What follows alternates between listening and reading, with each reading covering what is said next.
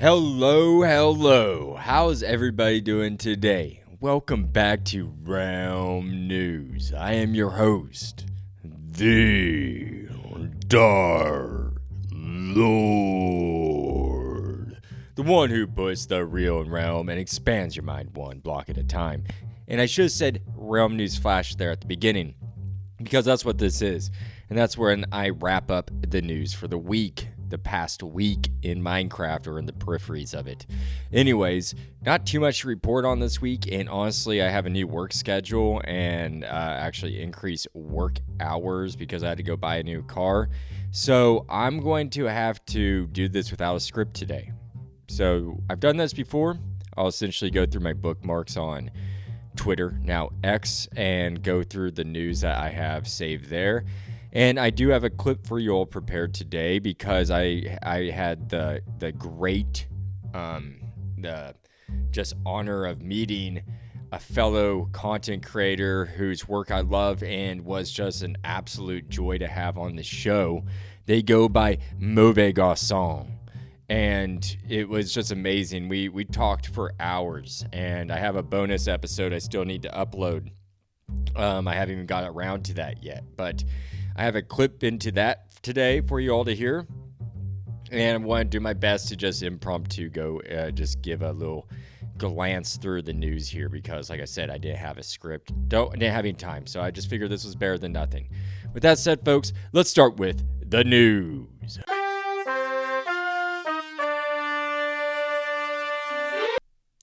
Here we are with the news, folks. The latest Minecraft news that I had bookmarked in the past 7 days anyways. Let me go over here.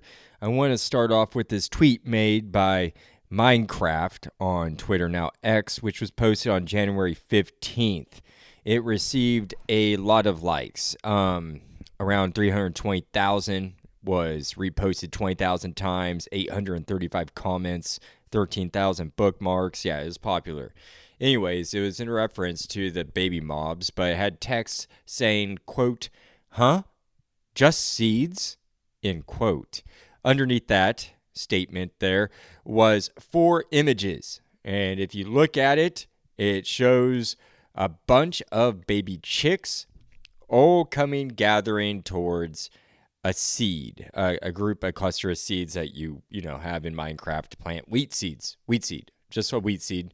So we all know that chickens like them, so this is them promoting the mobs again, the baby mobs again through a series of tweets, which I will go ahead and say this is frustrating people that we aren't receiving any more news. A lot of people are just kind of going crazy. Let me see if I can find anybody that I know Michael TBH has been posting a lot on this. Neon Gaming really wants to see something pop up in like soon. A lot of people are getting bored. I've even posted saying like, okay, we get it. Show us something else. Just because to me, the baby mobs are cool. Don't get me wrong. They are, but they don't enthrall me. They don't captivate me. It was that one day I posted saying right afterwards saying, okay, cool, but I'm already over it. Give us something with pizzazz. That's what I'm paraphrasing myself. But anyways, I'm just ready to see something else come to us that is a little bit more exciting, and I hope it's not related to mobs necessarily. I've been saying I want to see food, so I would love to see the option of being able to place down food on flat surfaces in Minecraft. Also, some new crops so we can grow some new things and make some new dishes, perhaps.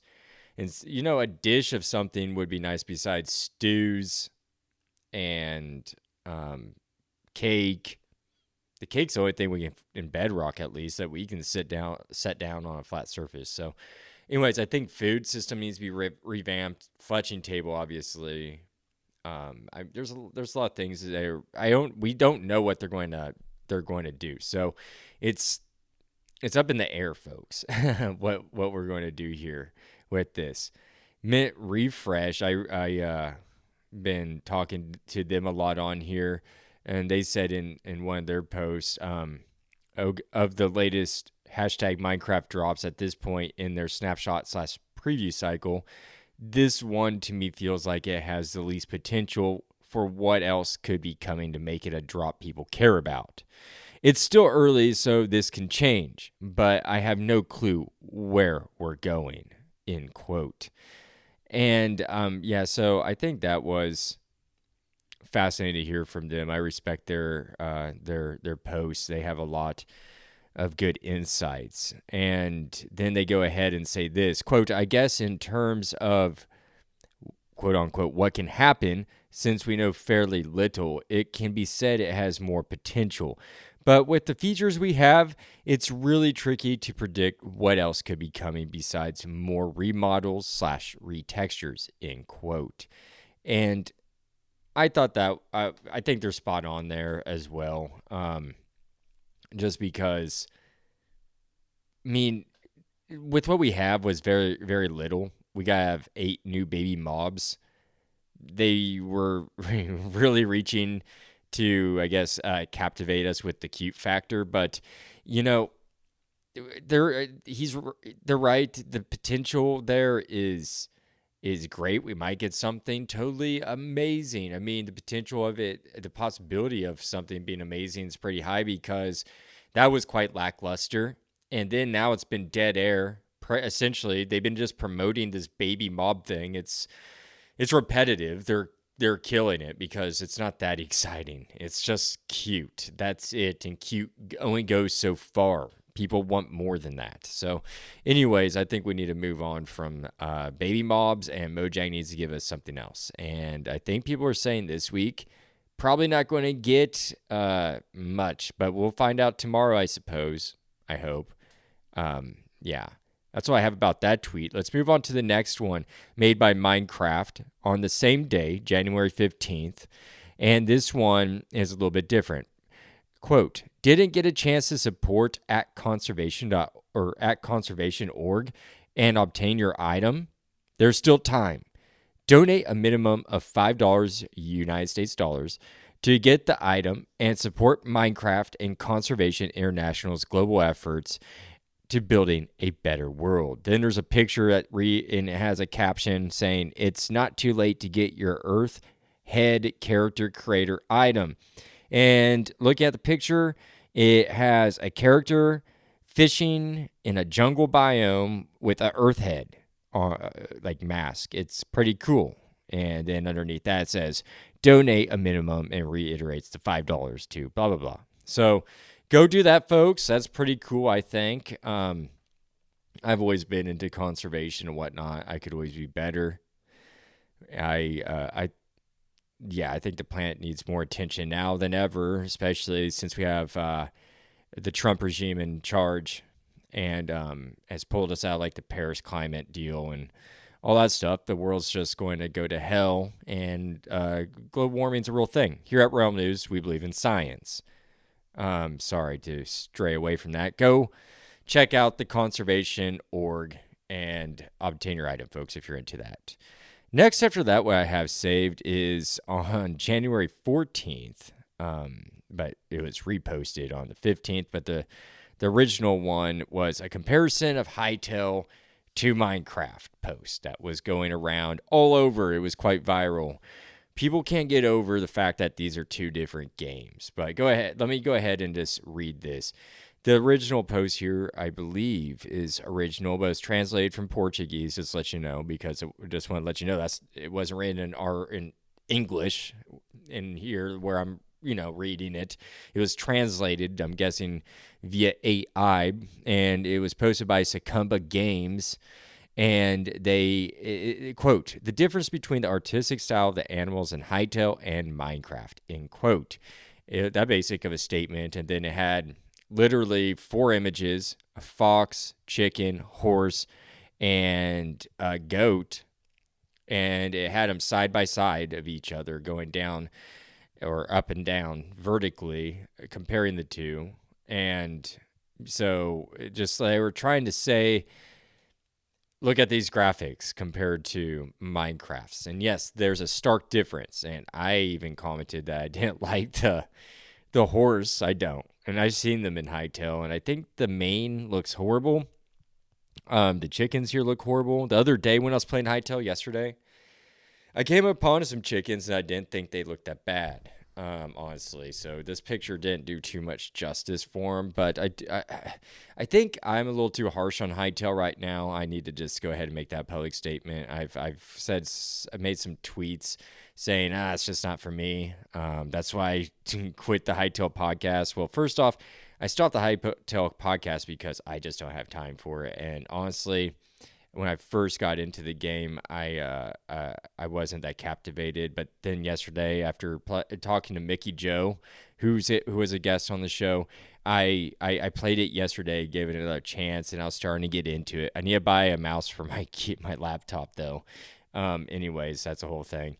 But I was starting to get into it, but it just, I think if you're like an avid Minecraft player like me, literally like the only video game I'm playing, and I'm not, because I'm really truly not that big of a video game person, folks. If that's shocking to you, Minecraft's really the only game I play. I used to play Call of Duty back in high school. Anyways, I'm drifting away from the main topic. Yeah, I was playing Hightail, and I'm like, okay, I'm starting to get into it now. But these are two different art styles, and they're supposed to be. I'm just going to say that. And these are vastly two different games. So to me, no comparisons, because you shouldn't be comparing them. The end. Let's move on here. It looks like there was on January 18th, just yesterday, I saw from I believe this is Japan, Minecraft Japan. It translated from Japanese. Says, quote, "The feeling when the redstone contraption you worked so hard finally moves." End quote. And then underneath it reiterates that, but then it shows like this rainbow, with a rainbow, like a sun, I think, going down, because it looks like a sunset with all the pretty colors and sparklies, like stars kind of glowing around, and dolphins jumping out of the water. So very, it's majestical. It's like, captivating, that feeling of, oh, my redstone contraption worked. Anyways, let's move on here. What is this here? Oh gosh, this is a big thing, folks. And I'm glad I see it here. This was posted originally. I first saw it was by Andrew Toycat, or IBX Toycat. And this is over, gosh, this is a big thing. The age verification will be required for Minecraft social features in the UK, he says, according to a Minecraft spokesperson. And they provided the, I'll go ahead and read the statement, okay? The statement here, which, by the way, folks, I have not verified the source. I'm just reading what Andrew Toycat posted, which they're pretty legit. So, anyways, quote, "Starting in February as part of our compliance program for the UK Online Safety Act, and to ensure we're continuing to provide safe and age-appropriate experiences for our players, all Minecraft players in the UK with adult accounts will be required to verify their age is at least 18 years old. Accounts that do not complete the age verification process will have limited access to social features. Whether a player verifies their age will not affect any previous purchases, entitlements, gameplay history, achievements, or the ability to play and purchase games. Players with adult accounts in the UK who want uninterrupted use of the social features are encouraged to verify their age now. If you wish to verify your age now, here are the steps." And I'm not going to go through the steps. You guys can go look that up. And I'm sorry for those in the UK that have to go through this. It's horrible. If you guys remember, I'm trying to think, what was it? Oh, it was my age verification episode, AI age verification episode, when YouTube said that they're going to start rolling that out across the United States. And I made that back in July, I believe, sometime in July, I think towards the end of July. And if not the beginning of August. And So this is starting to become more and more rampant. Our world's becoming more conservative mindset. And because after last July, they did this, the UK did this first just last year in the summer, like I said. And then Australia followed suit. And then all the tech bros in the United States are following suit. And it's just a way for them to apprehend our identities, our information, and to make money selling it to other companies, whatnot, but to track us. And I'm not being paranoid. It's a fact. Go listen to my episode, folks. I don't know if I get into all those details, but it's disgusting. It really is. And for last but not least, this morning, 13 hours ago, because I'm recording this Monday, January 19th, 8:05 p.m. currently as I speak. But 13 hours ago, I posted this. I meandered onto Blue Sky. I like to go there quite a bit. I don't post as often as I do on my X account, which I'm kind of glad. But anyways, I saw that Jens Bergensten posted something that was, responded to a question which was written by a person who goes by Wildtime. And they asked this, I'm curious if you can answer this one. For a long time, vertical slabs were denied because they, quote unquote, inhibited creativity.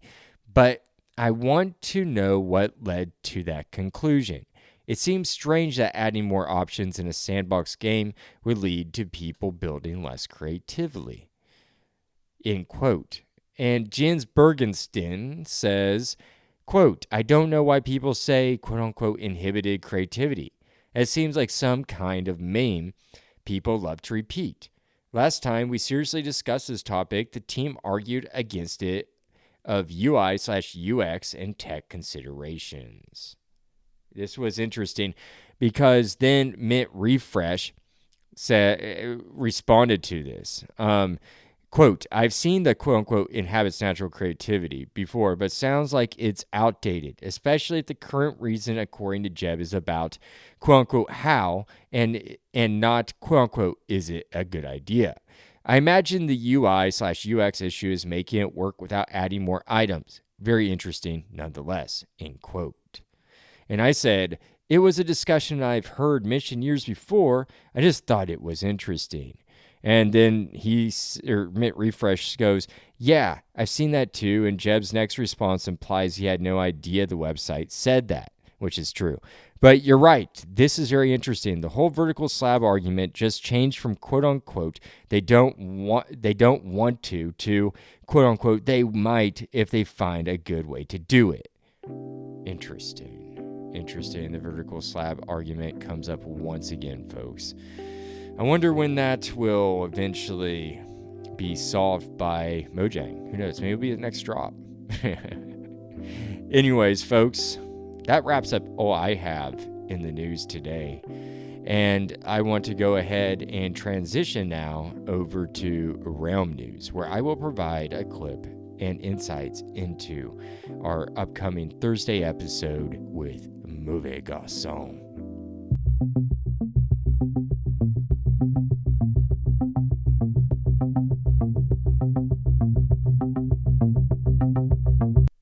My friends, I am pleased to announce that this Thursday I have yet another amazing guest coming on to Realm News. Yes, how is it that I find these amazing people?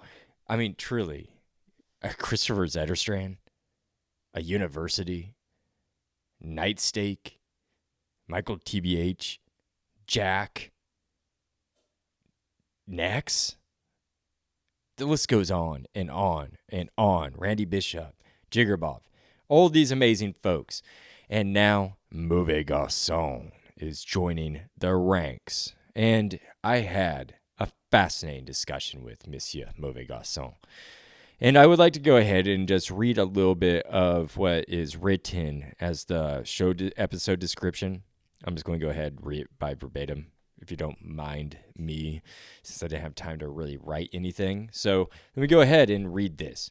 In today's part 1, exploring the cinematic forever world with Mauvais Garçon, we delve into the captivating story of Mauvais Garçon, a former self-proclaimed bad boy, quote unquote. He refers to himself as that, folks, who has transformed into a celebrated Minecraft content creator. We'll explore the origins of his unique gaming persona, his cherished memories of the Xbox 360, and how his children introduced him to the world of Minecraft.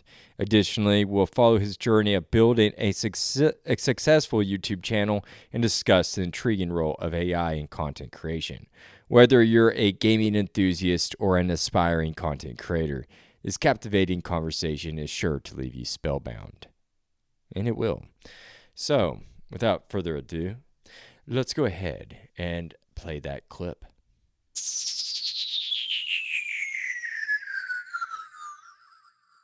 What was your first night? Oh, really, really, really scary.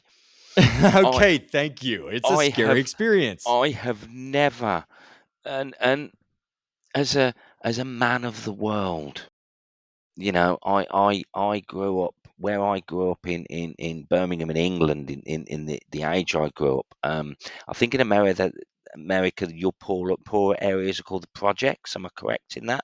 Yeah, or ghettos. Yeah, ghettos. Yeah, I grew up in a ghetto. So, you know, as a kid growing up, I didn't realise shops had windows till I was about 10. It was a very poor area that I grew up in. A lot of violence. That was just what it was. You know, luckily being in England, there weren't the guns. You know, Gotcha. but you know, and these areas exist all over the world. You know, I'm nothing special, so I knew hardship as a kid. Minecraft, you know, I was a tough guy as a young man. That scared the life out of me as a video game. I was genuinely, oh my God, I'm going to die. Oh my God, I don't know what's going on here. I had no idea. Luckily, I'd watched, which I definitely remembered last week, I'd watched X's Adventures in Minecraft. And he literally starts right at the beginning. He said he'd watched a couple of videos, he hadn't played, and he literally recorded from the moment he started playing. And you can see his reaction. You know, that first night, it's really like, cool. oh, you know, and I was exactly the same. So Notch, what a hero. I don't think there's been another game that has ever made me feel that way. No, I honestly, for me either. And continues to do so. I still get scared sometimes when a creeper comes out of my peripherals and blows me to smithereens. Oh yes. Oh yeah. Well, it's why you've got a big movement of this this hardcore thing. I don't get that. It's, you know, you'll see, and I'll say alleged videos because some of them I just don't believe them. It's like you'll see a building that looks like it's been built in creative, and you go, wow, that's beautiful. And they'll say, I built this in my hardcore world. Where's that effect? And I'm thinking, really? So you've built that, and then you just step off a cliff wrongly, and you're dead, and everything's gone. Why would you do that? I just fell in lava and died by accident. Yeah, pure accident. I didn't. It's it's beautiful that you. It's very sad that happened to you. I'm sorry for your loss. It's okay. I got over it. I am genuinely sorry for your loss.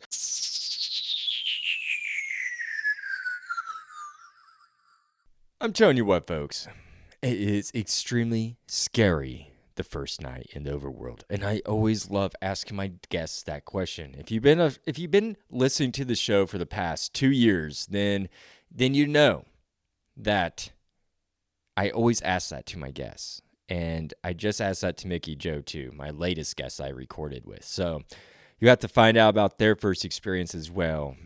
One day when I write a book about all the guests, my conversations I've had on the show, I'll have to compile that all together. I think that'll be amazing.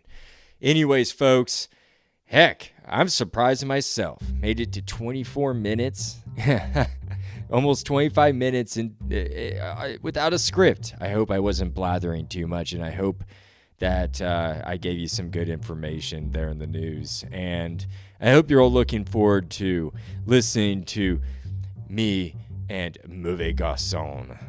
And because I ask him some great questions. He's a fascinating individual with some amazing things to say. Just a fun episode to listen to, folks. So I look forward to seeing you all there this Thursday. With that said, I wish you all happy crafting.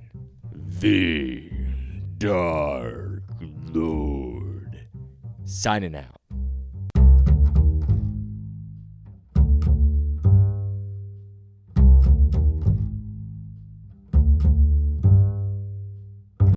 Hey, Realm News fans, it's your host, the Dark Lord, the one who puts the real in Realm and expands your mind one block at a time. I am here to tell you that your support means everything. Spread the word by telling friends, liking, and commenting on Spotify or Good Pods. Find me on X, Blue Sky, Reddit, or via email at bio.link/realmnews. For more content, join my Patreon at the Copper tier for early episodes, bonus content, and newsletters. Find out more at bio.link/realmnews. No pressure, though. Just keep listening, liking, and sharing. That's more than enough. Happy crafting, and see you at the next Realm News.